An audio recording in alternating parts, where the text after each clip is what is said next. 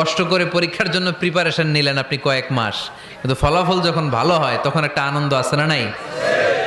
সারাদিন রোজা রাখলেন রমজানে, কি কষ্ট, তৃষ্ণায় গলা ফেটে যায়, কিন্তু ইফতারির সময় যখন রুহাবজা শরবতটা খাই কেমন লাগে? একটা আনন্দ আছে না নাই?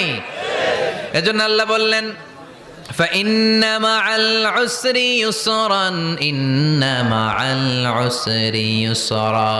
ও নবী, কষ্টের দিন মক্কায় অল্প কিছু দিন, মদিনাতে আনন্দের দিন অপেক্ষা করছে। আমাদের জীবনে যদি দুঃখ কষ্ট আসে আমরা ধৈর্য ধরবো, তাওয়াক্কুল করবো একজনের উপর, তিনি কে?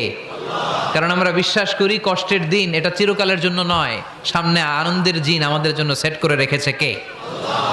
তাহলে আমরা সূরাতুল ইনশিরাহ থেকে 3টা নেয়ামতের বর্ণনা শুনলাম, বিশ্বনবীকে কি সান্ত্বনা দেয়া হলো সেটা শুনলাম। এবার 2টা গাইডলাইন শুনে তাফসীর আমরা শেষ